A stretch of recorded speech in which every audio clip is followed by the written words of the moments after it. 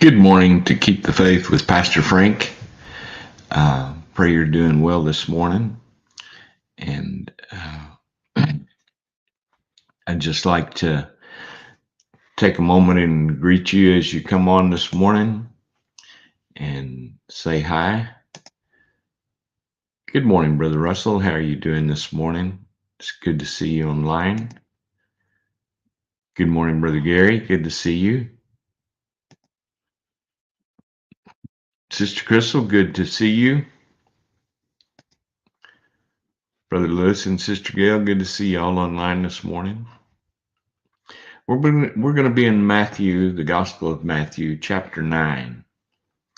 So, good morning, Brother James. Good to see you online this morning. Sister Gail wants to say good morning to everyone.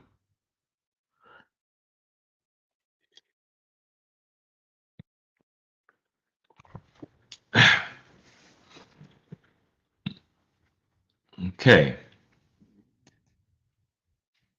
In Matthew chapter 9, there's a passage of scripture that is talks about the Matthew being called. So I'm going to read this little passage of scripture and just make a couple of quick comments this morning. So pray everybody's doing well this morning.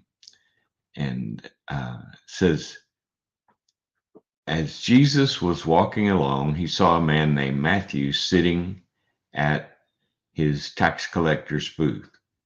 Follow me and be my disciple, Jesus said to him. So Matthew got up and followed him.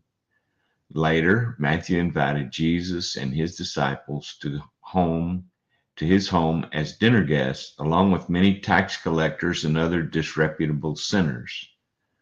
But when the Pharisees saw this, they asked his disciples, "Why does your teacher eat with such scum?" When Jesus heard this, he said, "Healthy people don't need a doctor, sick people do." Then he added, "Now go and learn the meaning of this scripture.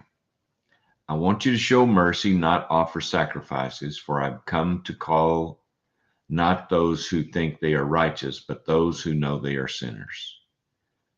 So, good morning, Sister Liz. Good morning, Janine. Good to see you. Good morning, Gigi. Good to see you online. Pray y'all are all doing well. This little story happened right after Jesus had healed a man, and then so it just says he was walking along and he saw a man named Matthew sitting in his tax collector's booth, and he said, "Follow me." And Matthew got up and followed him. So the thing that is interesting to me is that when Jesus calls, people answer. So I think that it's important for us to realize that Jesus went wherever he did on purpose. It wasn't coincidental that he went to where Matthew was sitting. It wasn't coincidental that he healed the man that couldn't walk. It wasn't coincidental. Jesus went where he went on purpose. And I think that we need to kind of take a lesson from this is Jesus knew the capacity Matthew had for the law. So, but he was a tax collector. He was sitting there, and tax collectors were considered basically traitors to their own people because they were Jews that collected taxes for the Romans. And to make money, they had to charge more tax than what the Romans told. The Romans told them, you got to get this much, but whatever you get over that is you can keep. And so they were different groups of, you know, tax collectors weren't thought of well, kind of like tax collectors today. But the fact is that Jesus told him, he said, follow me and be not my disciple.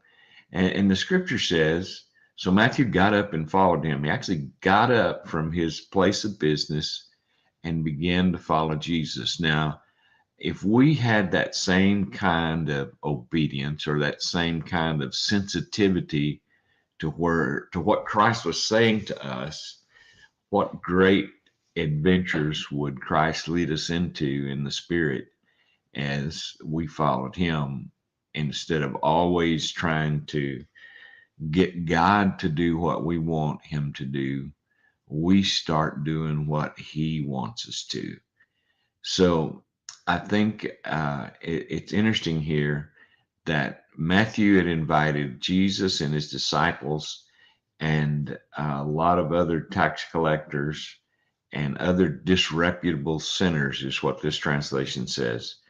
So I'm just going to say Matthew probably had a large home. He had a large holdings. He was probably very well off, and he could provide for a lot of people at one time. And as they all sat together, of course, I want you to understand that any time you begin to do something that is for the Lord, you are going to find opposition. You're going to find someone saying, look at what they're doing. They shouldn't be doing that. It could be from how you help the poor or how you help someone to whatever it is, how you live your life. And here, when the Pharisees saw Matthew, it gave them something to have something to say. Look how this man,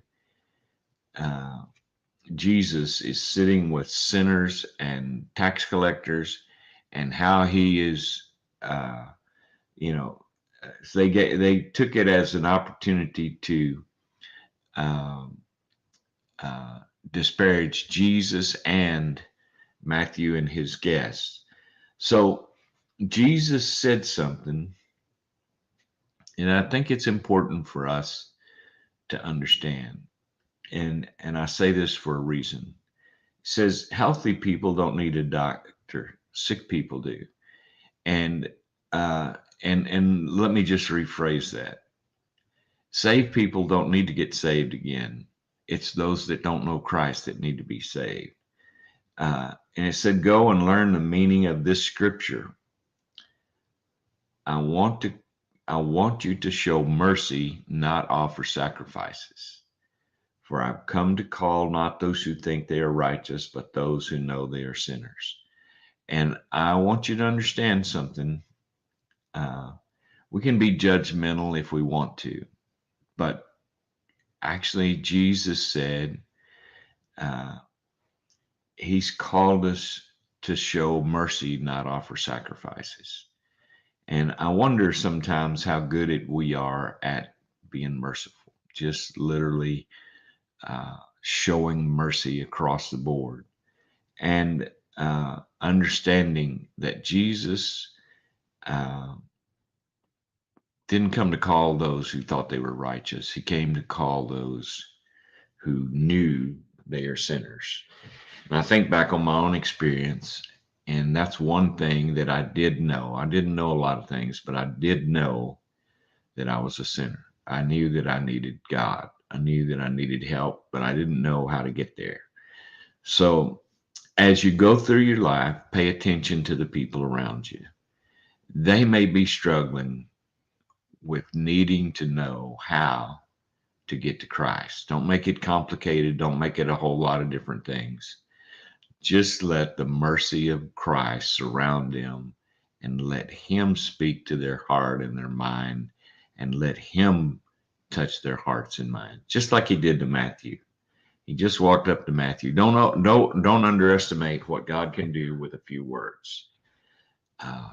You can say a few words, and God can use those words to make a great difference in someone's life if they're said with love and mercy and grace.